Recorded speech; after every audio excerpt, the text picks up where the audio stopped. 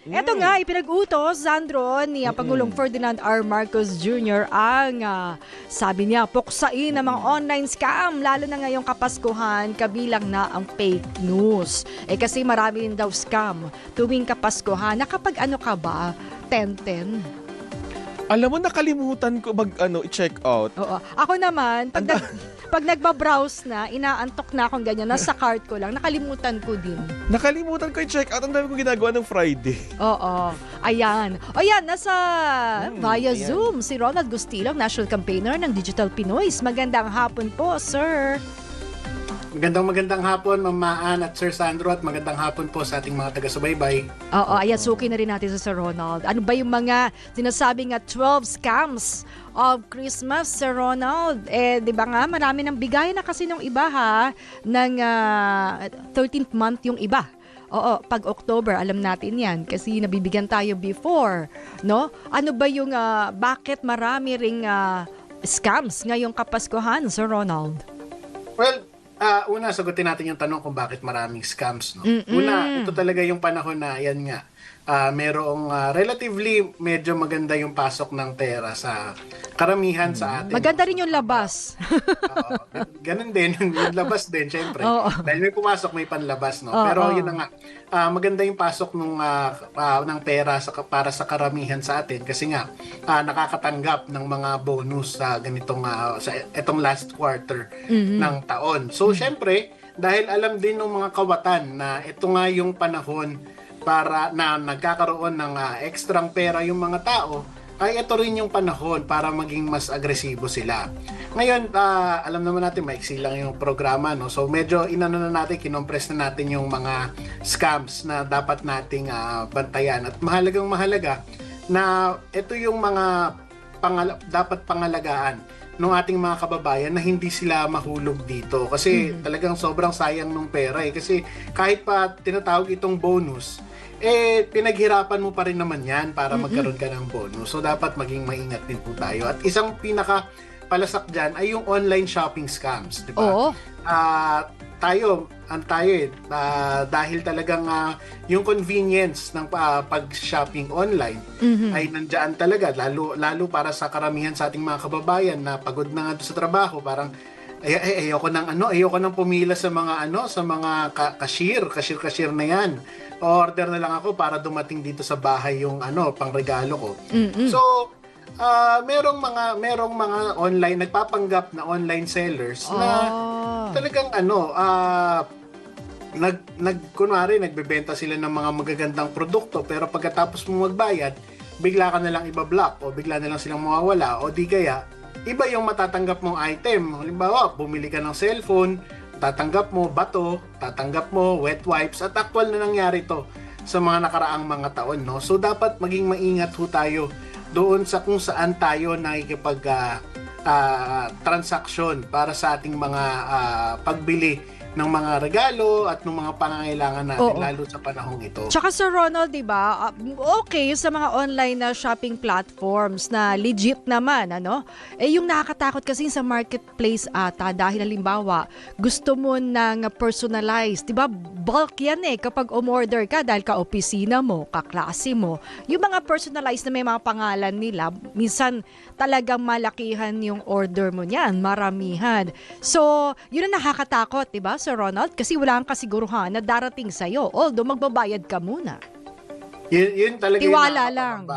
Oo, talaga nakakapangamba yun. Kasi, ayun na nga, kung magba-bulk order ka, kailangan mo talagang hanapin kung sino yung mga legitimate na mga online sellers. So makikita mo yan. Ang problema kasi dyan, halimbawa sa marketplace, pwede mo kasing i-manufacture yung mga reviews sa'yo, pwede mo i-manufacture yung mga komento ng mga tao, gagamit ka ng mga troll account, ng mga dummy account para pagmukain na talagang legitimate na seller ka, no? So, pero meron din namang mga sellers na nag-accommodate doon sa mga bulk na orders na nandun din sila sa mga online shopping platforms. Kailangan mo nga lang mag-coordinate sa kanila na this is a bulk order at pwede bang magpa-customize ng mga order na yan. Oo. So, mas ligtas doon. Pero, ayun nga, kung hindi mo may iwasan na mag-online order at lalo kung malaki yung halaga i-commission mo na nung ipapagawa mong mga items.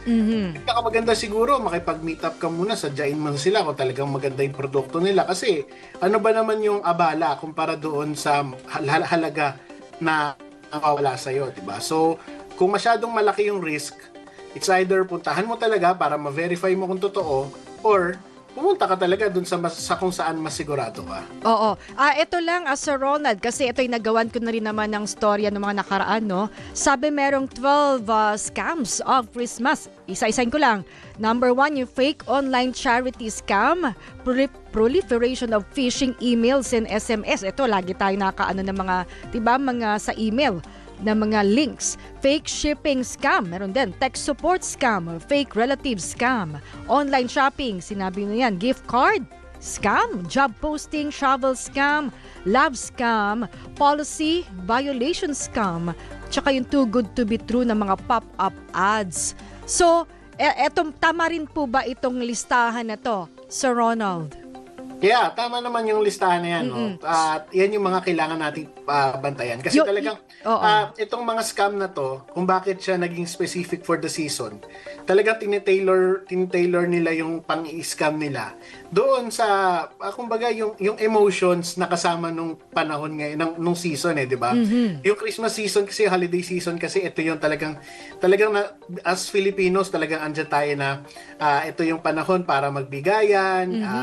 So, talagang yan yung nila, it's the season of giving, it's the season of showing love to other people. So, talagang dito nagka-capitalize yung mga scammers, kaya kailangan maging mas maingat tayo. At ito rin yung panahon na para mag-reconnect yung mga pamilya. So talagang sinusunggaban nila lahat ng pwedeng pagkakataon para makapanloko sila sa ating mga kababayan. Oo, karamihan dito ay palasak na, no? Alam na natin, bistado na natin yung modus operandi.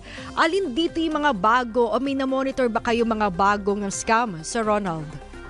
Well, so far ganun pa rin naman yung mga nila. Paiba-iba lang ng estilo Oo, no? medyo meron lang konting pagtutweak doon sa kung paano i-approach nila. Pero yung isa pa nating dapat bantayan, dahil talaga ngayon, yung holiday season, ito rin yung panahon ng bakasyon, yung mga peking accommodation din kapag ka magbabakasyon ka, peking accommodation, peking travel packages, kasi yan, talagang ang dami na kong nabibiktima ng mga hindi lang sa panahon ng hindi lang itong holiday season, kundi kahit yung summer vacation, talagang talamak po na modus yan, no? So kailangan pakaingatan natin. Yung susi naman dyan para maiwasan mo yan ay talagang kilatisin mo, kasi kung hindi mo talaga pag-aaksayahan ng oras na kilatisin yung katransaction mo, magiging prone ka sa scams. Kaya alam niyo, sa totoo lang, yung mga legitimate scammers, naiintindihan nila kung makulit yung mga customer. Oo. Kasi alam nila na maraming scammer ngayon, at sila mismo ayaw nila na mawalan sila ng potential customer nang dahil lang napagkamalan silang scammer. At saka pasensyoso rin sila, no? Sa mga query. Talagang yan, parang kumbaga naging inherent na yan sa mga online sellers, dun sa mga suppliers, na maging mas mahaba yung pasensya. Ngayon kung mapapansin mo, pagka yung kausap mo, medyo maiksi yung PC sa mga tanong-tanong mo, medyo magduda ka, kasi yung common naman din sa mga scammer, gusto nila as fast as possible magawa na yung transaction, matapos yung transaction. So, kailangan talaga, kung yung kausap mo hindi ka binibigyan ng maayos na kasagutan sa mga katanungan mo, wag ka na dyan, humanap ka na ng iba. Sir Ronald, nasabi mo yung mga accommodation scam, no? Meron akong office mate, buong angkan yata nila ay magre-resort sana. So yung resort na yon, sa Facebook din niya nakita, mukhang legit, ang gaganda ng mga reviews, ang taas. Syempre kailangan niya na mag-down, siguro 20,000 din, dahil 3 days stay yon, at ang dami nila, maraming kwartong kailangan. Pagdating nila doon, Sir Ronald, walang kausap na ganun yung kumbaga ginaya yung website ng resort, no? So akala nila yun ang kausap. Sabi ng resort, wala po kaming ganyang. Di niya alam kung niloloko lang ba siya ng resort na yon o ginaya lang yung website ng resort. Sir Ronald. Well, yung mga ganyan, no? Kung halimbawa sa website ka nakipag-transact, kailangan mong i-check ng maigi yung URL ng website na pinupuntahan mo. Kasi yung common sa atin, no, yung very usual na ginagawa natin, if we're looking for an accommodation, nag-Google search tayo di ba? Parang best accommodation in Batangas, yung mga ganon, di ba? Kung saan mang lugar mo gustong pumunta. So, kung ano yung lumabas na magaganda yung reviews, doon ka na. Pero hindi mo na check minsan kung legitimate ba yung website na napuntahan mo.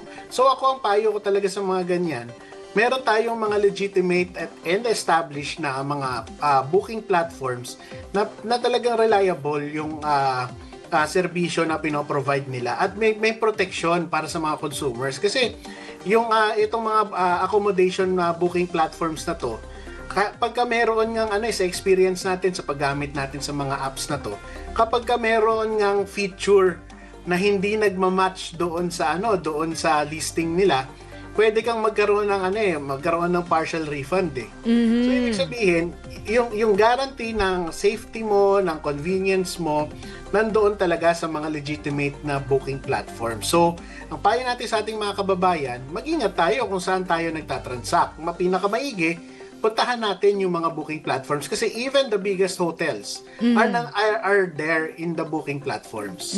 Oh, yan. So ano yung ano yung pinaka-simula, ano yung pinaka-unang tip na pwede niyong maibigay para masigurado na talagang hindi mabibiktima ng panloloko ngayong Kapaskuhan? Oo, para sa lahat to ng scam. Oo. Maging makilatis tayo at magduda tayo. Kasi kung halimbawa napakaganda ng accommodation tapos napakababa ng presyo, parang medyo sketchy yun di ba? Parang bakit ganito? Parang hindi katapat nung ilalabas mong pera. If it's too good to be true. Oo, it's too good to be true Kung hindi nagtatapat yung halaga at yung itsura nung accommodation or nung kung anong serbisyo na i-avail mo, talagang magduda ka doon. Pero yun nga, kailangan maging mabusisi tayo. As consumers, kailangan mabusisi tayo. Kailangan nating tanungin talaga yung mga katransaksyon natin. Kung sa social media natin sila katransaksyon, talagang anuhin natin,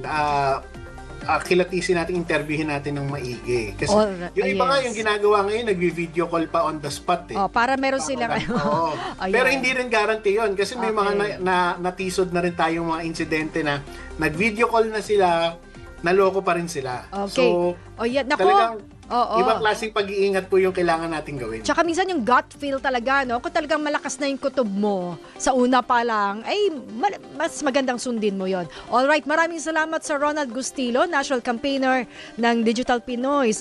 At siguro, magandang hapon, sir. Magandang hapon Thank po. you. Maraming salamat.